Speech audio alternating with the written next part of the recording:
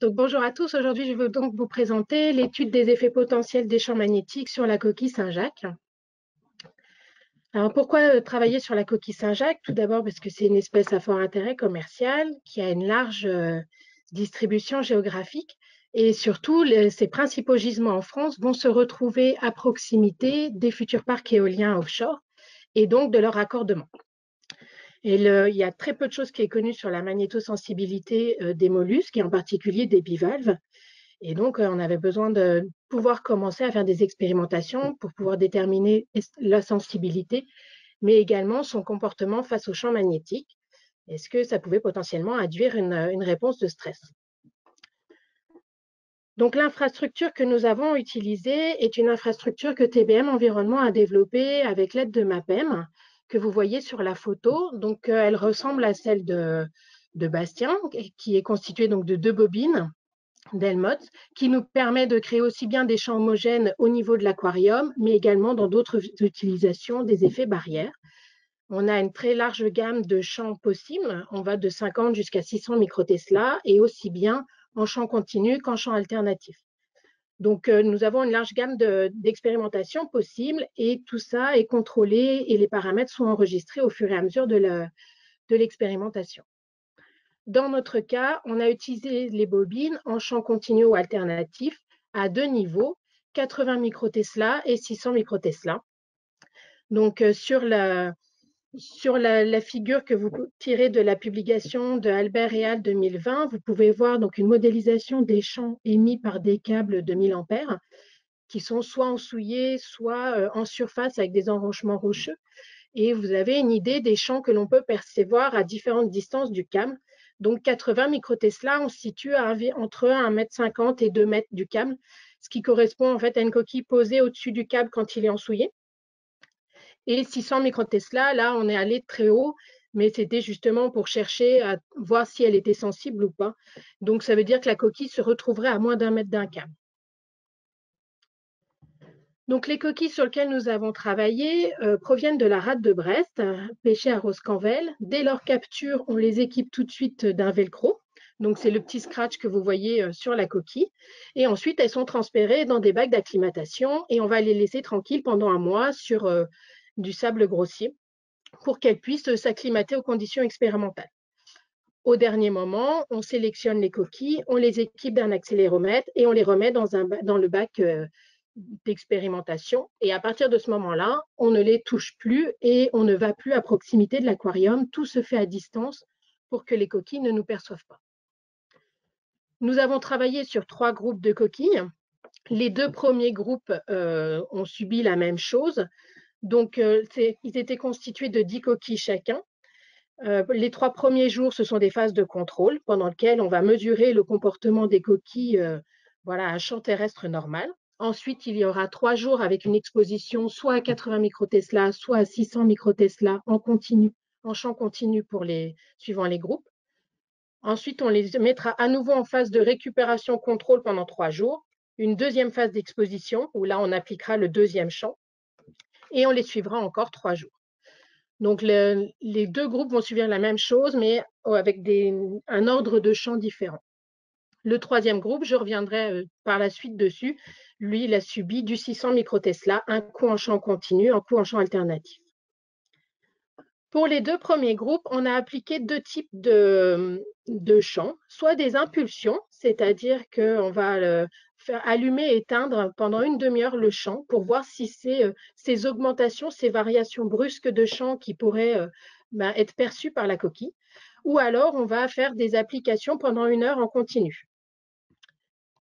Donc, vous avez ici les mouvements que nous avons comptabilisés par les coquilles des 2 groupes.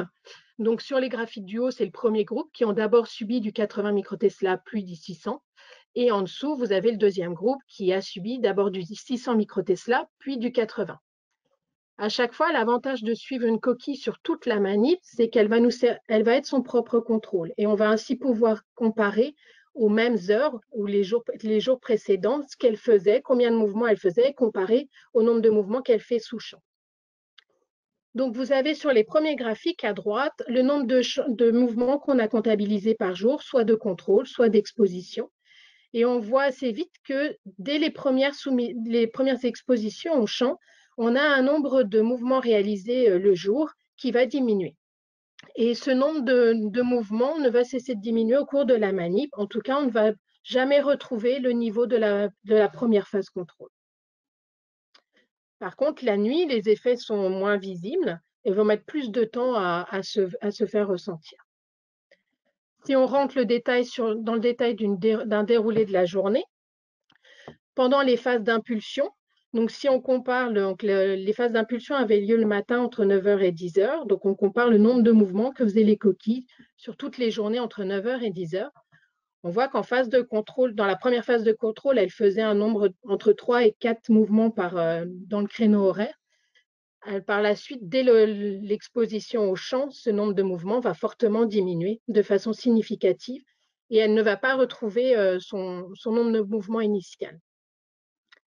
Pareil, sur des phases d'exposition plus longues, d'1 heure, on a également une baisse d'activité pendant l'exposition, mais cette activité peut également être réactivée si on distribue de la nourriture.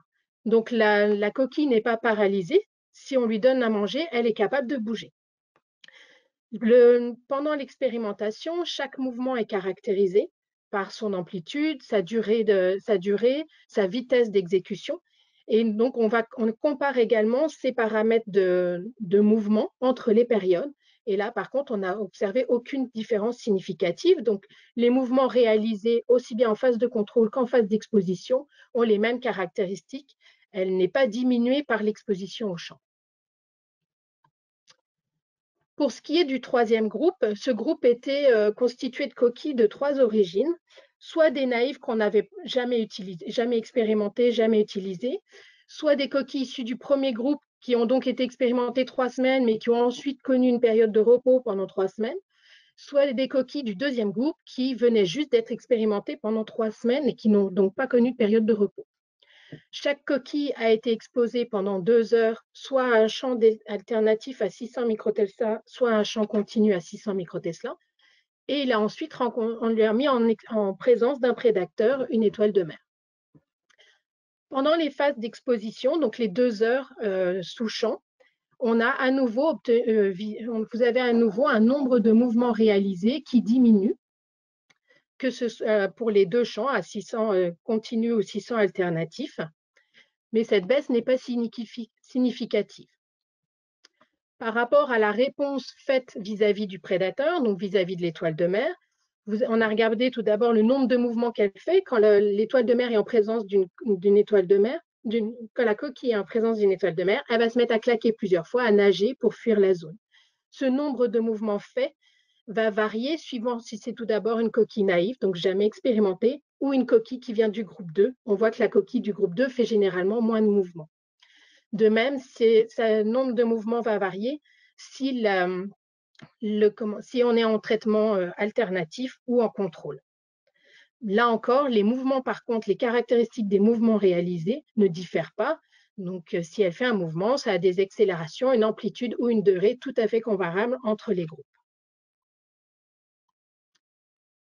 Donc, nous avons appliqué des champs magnétiques sur la coquille Saint-Jacques à 2 niveaux, 80 et 600 microtesla, suivant différents scénarios pour voir si c'était des variations brusques ou plutôt des variations longues qui pouvaient perturber la coquille. Ce qu'on a pu observer en aquarium, c'est une diminution de cette activité pendant l'application des champs. Par contre, les champs magnétiques ne semblent pas altérer les capacités de réaction de la coquille Saint-Jacques. Alors, il est vrai que la coquille Saint-Jacques est une espèce peu mobile, qui normalement, à l'échelle d'un gisement, n'est pas susceptible de rencontrer des variations de champs magnétiques, donc a priori, n'a pas une nécessité d'une magnétosensibilité. Par contre, ça ne veut pas dire qu'elle n'est pas sensible et qu'elle ne peut pas le percevoir. Il y a il y a une hypothèse de 2 mécanismes différents pour avoir cette magnétosensibilité. Soit c'est des cristaux de magnétite dans les organismes des individus, soit sinon ce serait une double fonction des photorécepteurs du système optique. Et là-dessus, il est vrai que la coquille Saint-Jacques a un système optique qui est particulièrement développé. D'ailleurs, c'est plutôt les variations de lumière qui impactent fortement la coquille. Donc, ce serait une piste à creuser. Dans tous les cas, il est vrai que nous travaillons en milieu contrôlé, que nous avons de toute façon un contexte, un stress aquarium qui peut intervenir dans la réponse de la coquille. Et donc, ces travaux nécessitent une expérimentation en in situ pour être validés et c'est bien dans nos projets. Je vous remercie.